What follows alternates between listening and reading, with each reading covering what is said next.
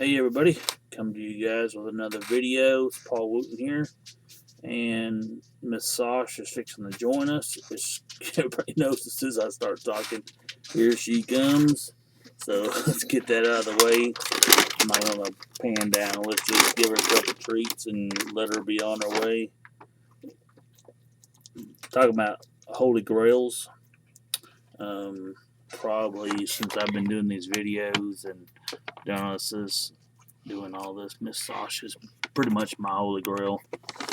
Will be impossible to replace. But anyway, so let's get on with the show. Go lay down, Sosh. Go. So Power started this thing about what is your Holy Grail, or what does a Holy Grail mean to you? So it's an interesting, broad question. It means a lot of different things to a lot of different people, and I already watched a few videos where some of you guys have done them, and it's a pretty cool subject. So first of all, what is probably the most coveted, most grail piece in my whole collection? And I have a lot of nice stuff, a lot of cool stuff, a lot of rare stuff, but I have one Matchbox that probably means more to me than all my cars put together. Did a video probably a year or so ago, and I'll post a link up here for you guys to check that out. But it's the first Matchbox vehicle that I was ever given, and that's what I was told by my mom, so I had to believe her. But anyway, it would be this double-decker.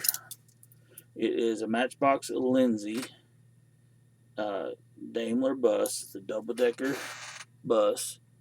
Ain't got a lick of paint on it, except for a little bit of tan here and there. Let's see if I can't get a better focus on that. But this is probably my most prized. That's the only paint that's on that thing.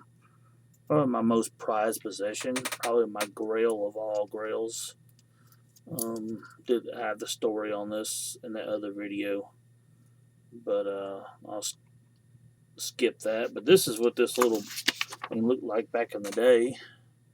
It made it from like 68 through 74, something like that. So if I got it when I was 1 or 2 years old, that seems to fit the date.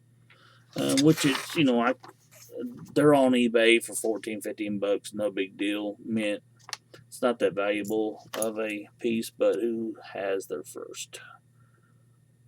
I mean, I've had thousands and thousands afterwards, but I'm gonna put this in the way with a few other things. When I was a child, she put it away when she figured out that there's a good chance that I may repaint it, smash it, blow it up, or something like that. So she put it up and then gave it to me at a way later date, and I'm so glad she did, because I probably would have painted it. Alright, the second most sought after vehicle that I have, everybody knows that I'm a huge Baja Breaker fan. I have maybe 1 or 2 wheel variations that I'm missing, and a couple of the Simpsons wide stripe ones, and I'm not just going. They're out there. I can buy them, but right now I just don't have the money to buy them. So they'll be there one day. But there, in the early black walls, there was a variation that is very tough to find. It is the green black wall variation, but in the ribbon, it has olive instead of blue. The newest of the two has the blue in it. Well, the olive was such a short run. To buy this car carded, it may have come down some, but I'll say 200 plus carded, probably 150 loose mint. Never going to pay that kind of money. I did have an opportunity to spend that kind of money. Bruce Pascal, which is one of the guys out there that has some of the most rare prototypes known to man. He owns the pink rear loader beach bomb. By the way, I've held that in my hand. What would we do? So anyway, he had a mint loose, olive drab, green Baja Breaker. He said, "Man," he said, "I know you like Baja Breakers." He said, "I've got one, a loose mint. I'll sell it to you for $150." I'm like, man, geez, it was so tempting to just go to the teller and just give him the cash, but I held back and said, "Yeah, right now I just can't spend that kind of money on one car I never had before that point." But afterwards, I have spent more money than that. But here is my Grail, and they're gonna get a good. Oops. See the olive in the around the Baja Breaker. That's the very rare variation. I'm sure many of these may even be in your collection, and I probably have one or two more of these in my beat up Baja Breaker collection. But the tampos are all missing, so who knows if it had an olive or if it had the blue ribbon. But shortly after that trip that I went on, where I had the opportunity to get that loose one from Bruce, I got back and I was talking to my buddy, and my birthday was coming up later on that time or something like that. And my buddy of mine did a little searching, was up late one night, and come into work, and we normally eat lunch together, and he hands me this car all wadded up in wrap-up paper and hands it to me, and I was like, "Dude, are you kidding me?" And I almost cried. But it was my buddy Josh Cravens. He got this for me. He stayed up one night late, was watching it. It was like under 40 shipped, I think is what he told me he paid for it. Under 40 shipped in this condition. And I had asked Bruce about this condition. He said, "Dude, if you can see the tampo on it and it's in that good a shape," he says, "you got a steal." So I kind of felt good about, it anyway. So this is what I got in my collection until that day comes where I can afford to buy that mint loose one or that mint carded. But for now, this will have to do. And you have to check out my other Baja Breaker videos. I know there's quite a few van guys out there that enjoy that kind of stuff. I know this has gotten into freaking almost 8 minutes, but oh well. So if you guys hang on to the very end, I'm going to do a little bit of a tour, a couple things inside the room here. Through the years, I've met many friends, and the 2012 was a pretty important year for myself and for some friends of mine. And my buddy Jeff Sademeyer knew how much I liked, the General Lee. I normally got my General Lee hat on, but I've always wore it at most conventions. It was kind of my signature hat. So he picked out a few one-off customs that he wanted to give to his closest friends in the hobby after his induction into the Diecast Hall of Fame. And he had Chris Walker, which is known Night Stalker Customs, good friend of mine, one of the best customizers out there, and maybe most well known. So he had him do up quite a few little cards for some of his buddies. So this is a Night Stalker 1 of 1 2012 piece. This is my buddy's name, Jeff Sademeyer, and he knows I'm a wagon fan, so he has the Chevelle wagon. I'll fix this. I hate this. That's why I don't do many film videos from this camera. I hate it. Anyway, it's got, of course, real flag on top, and the old one, it's a metal flake pearl orange. Love the wheels. On the top of it, it says "Thank you" from Jeff. But the icing on the cake came from one of the my best buddy customizers, one of my best friends in the hobby. And just so happened at our convention, we happened to have Miss Daisy Duke. Catherine Bach was at our convention, and I just happened to have her sign the top of the case. So it says Catherine Bach, then Daisy XOX. So them three pieces there are probably the top three. Got tons of black walls from my childhood that are Grail pieces. Sentimental reasons, beat all the heck, but some of my favorites. Wow, it's so hard to narrow it down. There is some Grails that I'm hunting. I guess you call them a Grail. But if I find them, I find them. If I don't, I don't. This here was the 2009 Holiday Rod G66 GTO wagon that still is eluding me to this day. It's a goldish color. I've got tons of the other variation, but none of this one. It's still out there waiting for me to find it at the right price. I saw a pair of them on eBay for like $30. I'm not really ready to pull the trigger, excuse me, on that one. Then there's two Mini Coopers that I'm looking for that I know I'll never find. They're probably not worth a whole lot, but they're very, very hard to find. The one person I would say would probably have these two would be Race Cruise. I'm sure he's got them in a sealed set somewhere, but I don't even know what the set's supposed to look like. But the Morris Minis, let's see if I can get this to focus for you guys. See the yellow one and the silver one. The yellow one came in a 2006 Super 6-in-1 track set. I would say it was a Toys R Us because I do remember it.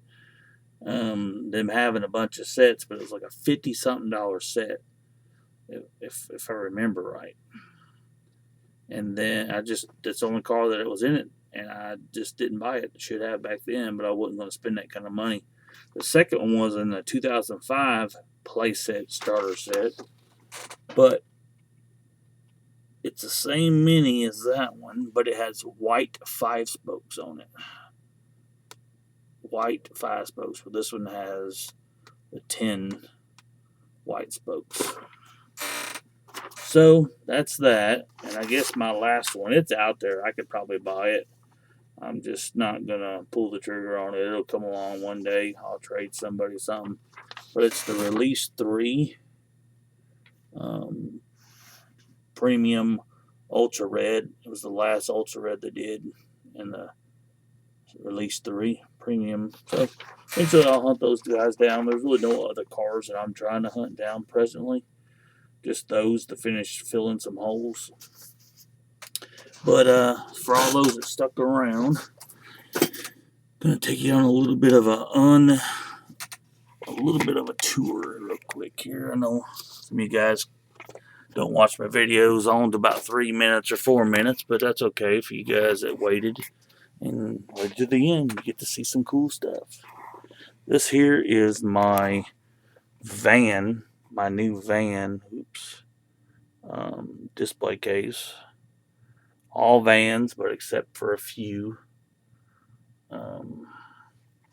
This is another vehicle. It's almost like doing a video surgery. But this, let me open this up. This super van there was done by Rick Sick Diecast. Another one of my Grails. A bunch of my super vans.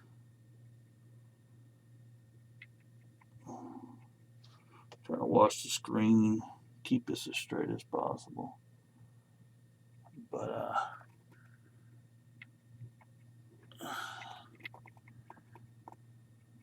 so them two vans right there, I need to show you guys. Those look like M2s, but they're actually muscle machines. They were done by Jesse James. There's a couple convention pieces that I had done. Johnny Lightning Fest, the Nashville, and Johnny Lightning Fest there. That was Northwest Fest, I think it was called. But just a little bit of Vans there. Still working on this case here, trying to put some cool stuff in it. And then I'm gonna do a little more roll around here. I know we're getting out on in the minutes, gal, but this I'm a huge Dale Jarrett fan, and each one of these is a different year. And there's the brown truck. A couple other vehicles there. Some neat stuff to show you guys. One of my Green Bay Packers. That was kind of a grill piece. Hope you guys can hear me. But yeah. And that's kind of a reproduction round Redline club case. But hope that didn't make you guys too drunk floating around like that. Appreciate you all watching. Appreciate you tuning in. Appreciate all that subscribe. Getting into almost 400 subscribers, and it's pretty exciting. And it's pretty exciting to see the amount of people that participate, and the comments, and the thumbs up, and the shares, and all that good stuff. I appreciate that more than anything. But whew. All right, well, I'm gonna work on uploading this thing. Thumbs up, guys. Appreciate it. Hope that was cool to y'all. Really enjoyed, especially KP Toy's little story there with his DeLorean. That was pretty cool. Yeah, just can't wait to see some more of you guys. I had a list here. I want to do Doug Storhoff. I want to do CC, his girl. I had a list here, y'all. And let's do Tex Tanner. Let's do Tex Tanner. And let's call out Gregory. I was ATL. And Friesen. Did I say your name right? Friesen. From over in Germany. I want to see your Holy Grail, sir. And let's see here. Yeah, it's Friesen Diecast Collection. And if nobody's checked out his site, he does some really cool stuff. He's from Germany, so he has a little bit of a German English accent. And it's real cool to watch his videos. So thanks, and those are my picks. Y'all make a grail, your favorite, your grail piece, things that you've been searching for all your life and still haven't found it, kind of a thing. But be safe. Open your cards, enjoy them, play with them. Thumbs up. Appreciate it.